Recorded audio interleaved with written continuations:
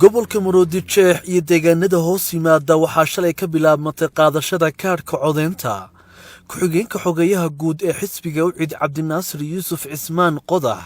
oo ah murashax u taagan doorashada golaha wakiilada ayaa shalay kormeer ku soo sameeyay goobaha kaadh qaadashada ee degmooyinka Maxamuud Haybe iyo Maxamed Mooge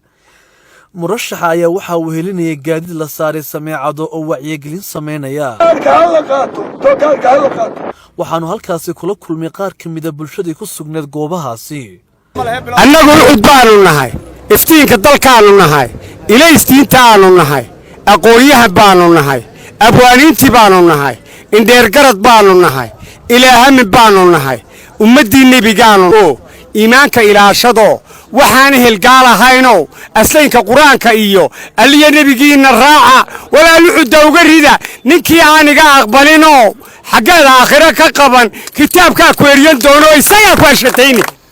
goobtan aanu joogno waa goobtii jungalka waxaana la jooga xildhibaan Qodax oo aanu aad iyo aad noogu qaaliya haddii ay doorasho dhacayso inamadaanu isleenahay ilkaha iyo cududda iyo caqliga bay isugu geeyay ku jiraan inamadaanu isleenahay kaga ciilbaxa kuwii hore ee dumarka iyo carruurta la colaysiiyay doorashada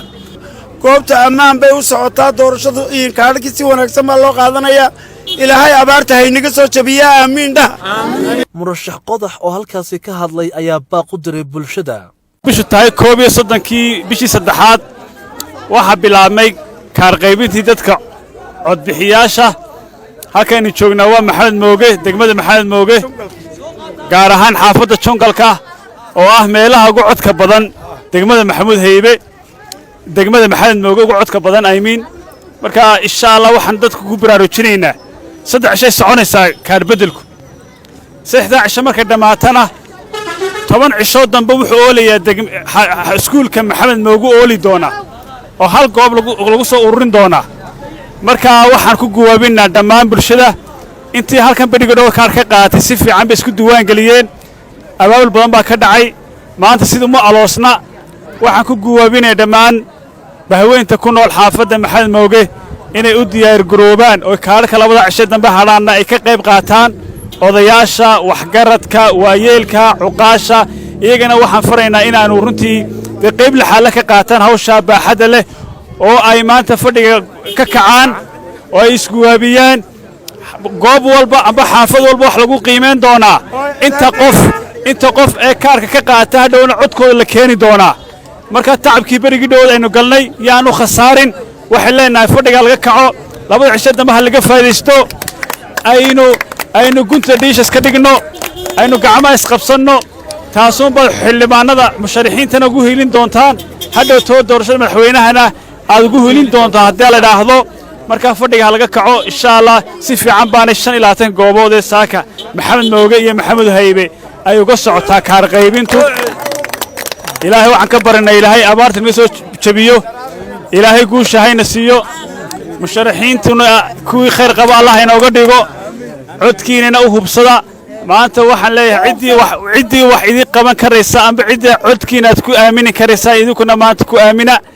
ilaahay idinka waxaan ka barinaa dad wanaagsan inoo soo baxaa intaasi kadib murashax Cabdinaasir Qodax ayaa u socdaalay qaar ka mid ah deegaanada hoostaga gobolka Maroodijeex waxaanu soo kormeeray goobaha kaadh qaadashada deegaanadan ayaa kala ahaa Toon Qool Caday Silaxley Laanqeyrta Celiyo iyo Qolbuulanle murashaxa ayaa intii ku guda jiray socdaalkiisa waxaa lagu soo dhaweeyay degmada Silaxley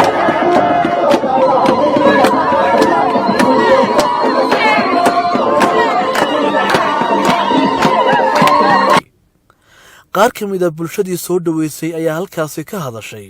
waxaanay sheegeen in ay taageersan yihiin murashax Qodax isla markaana ay ka qayb qaadanayaan wacyigelinta qaadashada kaadhka codeynta waxaan insha Allah kulli deegaanada Silaxley wixii ka hawdeeyo ama ka bareeyay ay kulli safaraan ku mareynaa taasoo ah sidii kaadhka loo qaadan lahaa wacyigelin iyo baraarujin halkan dabadeed waxaan u soo bixitinay goor kulul baan soo maray magaaladaanu ka soo ololeynay waxaan u soo dabadeedna inaan soo marro kaamamka oo aanu maanta soo dhamayno hawlaha idinla soo qayb galno waxaan idinku soo tagaynaa oo nuu soo bixinay inaanu kaamamka ilaa qoolbuule intay ka sokaysayna guuxaa salaxley inaanu intaas soo wada marro cabdi naasir ilaahay xaggiisa mooyaane dee kelidii baa uga sharxan ardaaga markaa guul baynu rajaynayn guulaysaan ku leenahay dalkaaga iyo salaxda way ku baahan tahay dalka iyo salaxda way ku baahan tahay maasha allah tabaaraka allah waxaan rabnaa inaad guulaysataan baan rabnaa bacda salaan annagu waa degmadii salaxda weeyaan tani iyadu markeeda horeba way iska heelan tahay waanu qaadanaynaa kaadhka horena waanu u qaadanay ka dambena waanu u qaadanay halkana waxaa maraya xildhibaankii golaha wakiilada cabdi cismaan oo guubaabinaya in la qaato kaadhka annaga kaadhka reer salaxle haddaanu nahay doorashooyinka iyo kaadhka nalooma tilmaamo insha allah markaan uma kaadhka qaadana ballankeenu de waa meel golaha deegaanka ee salaxley iyo xildhibaanka golaha wakiilada ayuunba annaga halkan noo ballana murashax qodax ayaa goob fagaara ah kula hadlay bulshadii soo dhoweysay waxaanu ku dardaaray qaadashada kaadhka codeynta aad iyo aad baa horta marka hore idinka mahad celinaynaa soo dhoweynta iyo maanta oo dhan aanu sugaysay intaa bacadka noo taagnaydeen baa ka raalli ahaada runtii waxaan ku soo jirnay dee dhexda ma ku soo jirnay oo waxaan soo wadnay goobaha hundulli iyo toon iyo qolcada iyo magaalada gudaheeda ayaan runtii soo eegaynay sida xusocda oo kormeer baan ku jirnay weli oolihii unamu bilaabmin haddii la dhaahdo maanta waxaan joognaa kaar qaybintii amba kaar qaadashadii baanu joognaa insha allah billahi alkariim ololahana waanu gaari doonaa markaa guud ahaan dhammaantiinba aad iyo aad baan idinka mahad celinaa runtii dee sidaad noo soo dhoweyseen waan ogahay habyo badan baa jirta halkan dowladdu wax badan kamay qaban way hakratay muxuu ahaaye riigii hadda ugu dambeeyeyba ummaddu way ku doogsatay walow uu hadda malaa ciladaysan yahay oo runtii cilad badan insha allah ay taagan tahay markaa doorashooyinkaa soo socda waa laba doorasho midna waa golaha wakiilada midna waa guriyii deegaanka markaa guriyii deegaankana dee rag badan baa hordoora sharaxan oo reer salaxlaya oo iid baa ka mid ah iid aadan cabdibahal insha allah isagana codka waa siin doontaan rag kale ayaguna jiro iyaguna xisbiga ka sharaxan maxamed haariye iyo musharaxiin badan baa ka sharaxan markaa ragga haldoorka ah ee reer salaxleyna iyagana waxaan rajeyn doonaa inay noqon doonaan kuwii dee degmada horumarin samayn lahaa annagana waxaa nagu waajib ah dee wixii qaranka iyo qaybtaad ka leedihiin insha allah in anaguna aan noqono ciddii idii dooda ee xaqiina idii soo dhicisa ee albaab walba garaacda oo runtii dee degmada salaxle wixii dalka ka mudan tahay weli kama helina dee ay runtii dee gaarsiiye ayaa anagana waajibka inoo saaran yahay waa mahadsantihiin waa sii soconaynaa waxaan tegaynaa xadka iyo kole goobaan kormaraynaa dadka guubaabiya